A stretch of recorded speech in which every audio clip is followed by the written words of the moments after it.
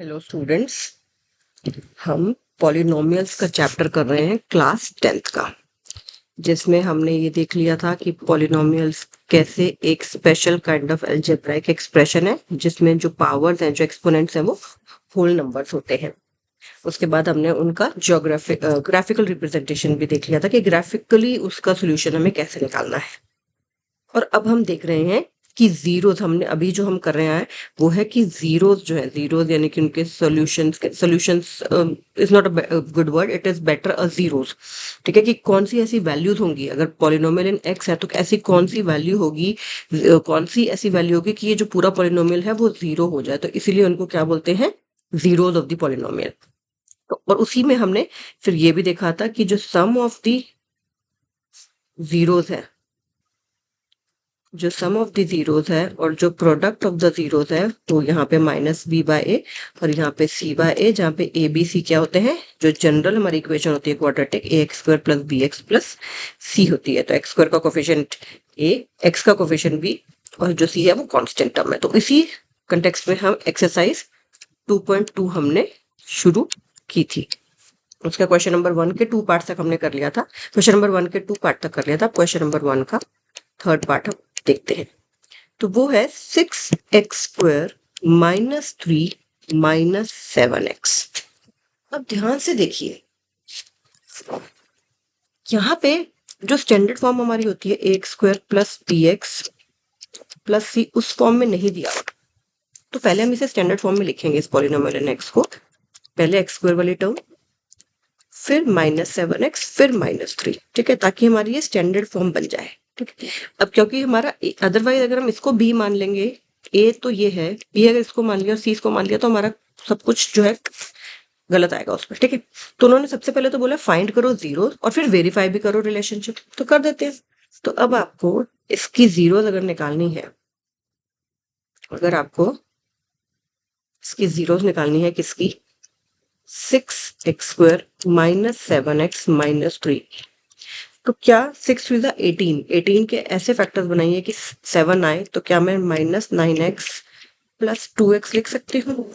देखो minus 9x plus 2x, value minus 7x ही रह रही है, राइट।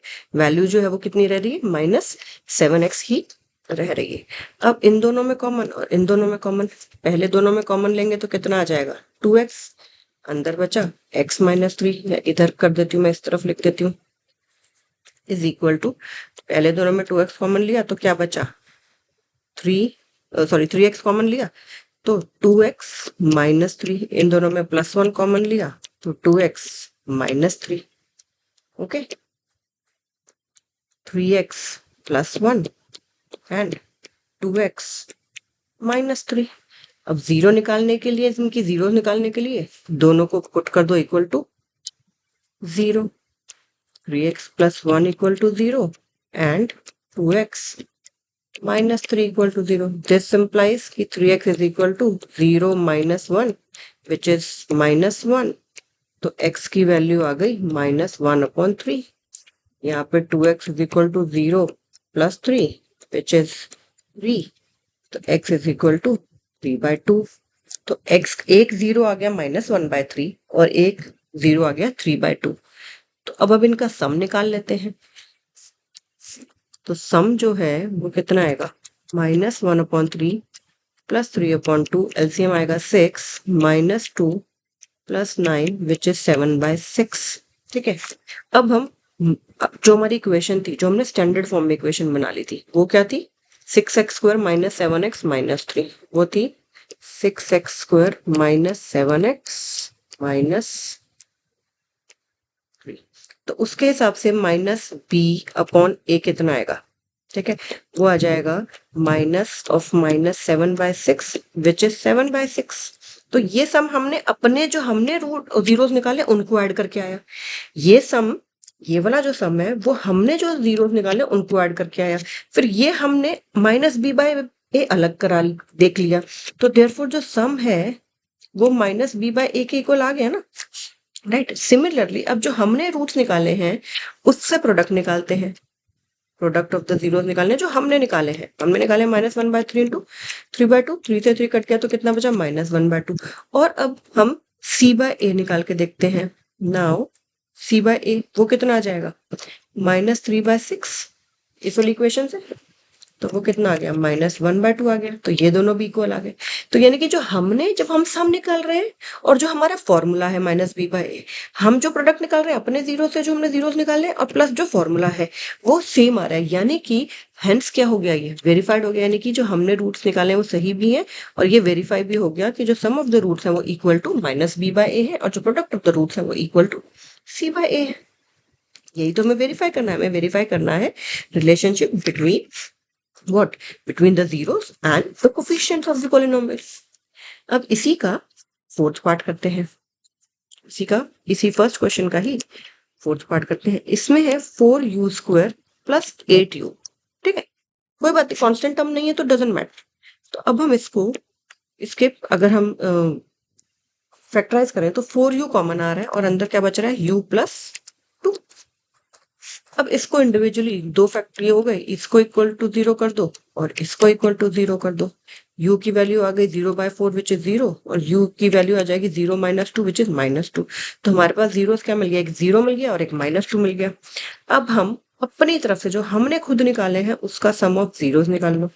तो क्या वो 0 प्लस -2 करेंगे तो वो -2 आएगा। इसको इसमें ऐड करेंगे 0 प्लस -2 तो वो -2 आ जाएगा, राइट। और क्या वो -b/e के इक्वल है कि नहीं वो देख लेते हैं। क्या वो -b/e के इक्वल है, माइनस b की जगह 8 उसकी जगह 4। ठीक है, तो which is -2।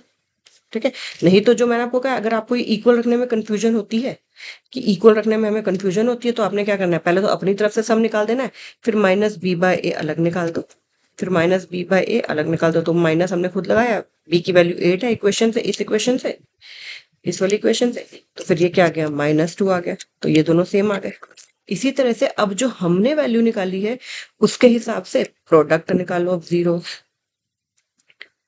Product of zeros कितना आ जाएगा, 0 × -2 विच इज 0। और c/a भी निकाल दो, c की टर्म ही नहीं है, a की वैल्यू, a की टर्म कितनी है 4। तो ये भी 0 आ गया। तो यानी कि प्रोडक्ट भी जो हमने निकाला प्रोडक्ट और जो कोफिशिएंट से आया वो दोनों के दोनों सेम है। तो हेंस क्या हो गया, हेंस क्या हो गया, वेरीफाइड हो गया। ठीक है, अब इसके फिफ्थ पार्ट पे चलते हैं। वो है t² -15।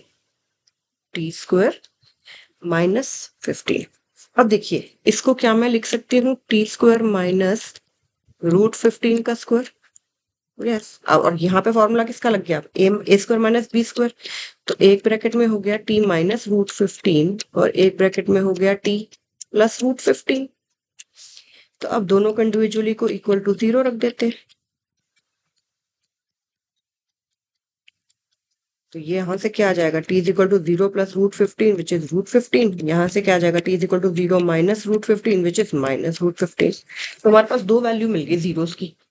हमारे पास दो वैल्यूज मिल गई जीरोस की। अब हम अपनी तरफ से सम निकालेंगे। पहले हम अपने वाला निकालेंगे सम ऑफ जीरोस और फिर ये दिखा देंगे कि इक्वेशन के हिसाब से इक्वेशन क्या थी हमारी, t² -15।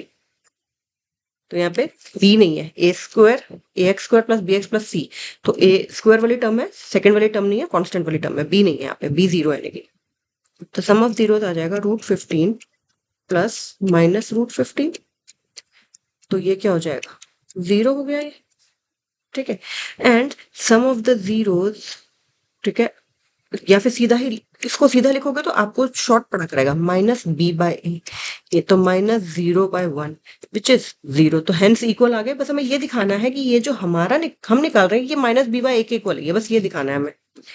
अब प्रोडक्ट ऑफ जीरोस, पहले तो इनका करना है हमने जो हमने निकाला है। √15 × √15 हो जाता है 15 और माइनस का साइन इसका एक रह जाएगा तो -15। अब देख लेते हैं c/a। c की वैल्यू कितनी है, -15। a की वैल्यू कितनी है 1। तो -15 = ये आ गया, हेंस वेरीफाइड। Hence verified. तो आपको जब ऐसे क्वेश्चन है तो करना क्या है, पहले आपने क्या फाइंड कर लेना है, जीरोस फाइंड कर लेनी है। Find zeros first. ठीक है, आपने जीरोस फाइंड कर ली। जब जीरोस फाइंड कर ली तो आपने उन जीरोस की हेल्प से ही सम और प्रोडक्ट निकाल दिया। उन जीरोस की हेल्प से आपने सम और प्रोडक्ट निकाल दिया और फिर ये दिखा दिया जो भी आपकी जो जीरोस आई थी उनका जो सम आपने किया वो equal to minus b by a ही है। माइनस बी और ए कहाँ से आएंगे, वो जो इक्वेशन आपको दे रखी है। ठीक है, इसी तरह से प्रोडक्ट जो आपने जीरोस फाइंड किए अपने मेथड से, चाहे स्प्लिटिंग द मिडिल चाहे आइडेंटिटी यूज करके, जो भी वो जो आ रहा है वो इक्वल टू सी बाय ए है। अगर जो आपने निकाला है और जो सी बाय ए आ रहा है, अगर जो सम आपने निकाला है वो equal to minus b by a आ रहा है, तो फिर हेंस क्या हो जाएगा, हेंस क्या हो जाएगा, वो वेरीफाइड हो जाएगा। ठीक है, तो अब इसका इसी क्वेश्चन का क्वेश्चन नंबर 1 का ही 6th पार्ट देखते हैं। उसमें कहते हैं 3x² माइनस एक्स माइनस, तो 4 3 12, 12 कैसे फैक्टर्स की 1 आए, तो 4 और 3, तो 3x² माइनस का 4x प्लस का 3x माइनस का 4 कॉमन ले लेते हैं। इसमें सिर्फ कॉमन आएगा x, तो 3x माइनस 4, इसमें कॉमन आएगा 1, तो 3x माइनस 4। ठीक है, तो x plus 1 equal to 3x minus 4, तो x इक्वल टू -1, और इस वाली ब्रैकेट को जब आप जीरो पुट करोगे, बेसिकली ये कहाँ से आ रहा है, अब हमें जीरोस निकालने हैं ना, तो हम क्या कर रहे हैं, x प्लस 1 को इक्वल टू 0 रख देंगे और 3x माइनस 4 को इक्वल टू 0 रख देंगे, तो x आ जाएगा -1, x आ जाएगा 4/3। अब इसकी हेल्प से हम सम ऑफ जीरो निकाल देते हैं जो हमने फाइंड किए उनसे। तो वो हमारा एक आया -1 प्लस 4/3। जरा एलसीएम लीजिए, 3 को 1 से डिवाइड किया, 3 इंटू -1 -3 प्लस 4, तो ये आ गया 1/3। क्या ये माइनस बी बाय ए के इक्वल है? इक्वेशन हमारी क्या थी, इक्वेशन थी 3x² माइनस एक्स माइनस 4, तो क्या ये माइनस ऑफ -1/3 है? तो सही है, तो सही, which is 1/3। Minus minus positive हो जाएंगे, तो ये आ गया इक्वल, आ गया ना इक्वल ये। अब सिमिलरली प्रोडक्ट जो हमने निकाला है, जो हमने जीरो निकाली है, पहले उससे निकालेंगे। हमारी एक जीरो ये है, एक जीरो ये है, तो -1 इंटू 4/3 विच इज -4/3। और अब देख लेते हैं क्या ये c बाय ए के इक्वल है। c कितना है -4, a कितना है 3, विच इज इक्वल टू -4/3। तो हमने जो प्रोडक्ट जो हम जैसे निकाल रहे हैं और जो उनका कोफिशिएंट से आ रहा है वो सब सेम है। ये तो वेरीफाई करना है कि हम अगर अपने तरह जो हमने जीरो निकाले उनका सम हम जो कर रहे हैं और जो हमने जीरो निकाले उनका प्रोडक्ट जब कर रहे हैं, तो क्या वो माइनस बी बाय ए और सी बाय के इक्वल आ रहा है कि नहीं। अगर आ रहा है तो वेरीफाई हो गया, यानी कि हम अपने मेथड से निकाल रहे हैं तब भी वैसे आ रहा है, और जब वो उनके मेथड से निकाला जाए तब भी सेम आ रहा है, तो हेंस वेरीफाइड। इतना सिंपल। तो क्या कल हम करेंगे क्वेश्चन नंबर 2 इसका, वो भी बहुत इजी है, और फिर हम बहुत सारे बोर्ड एग्जाम्स के क्वेश्चंस करेंगे जो पिछले प्रीवियस ईयर बोर्ड एग्जाम में आए हुए हैं। Okay, see you.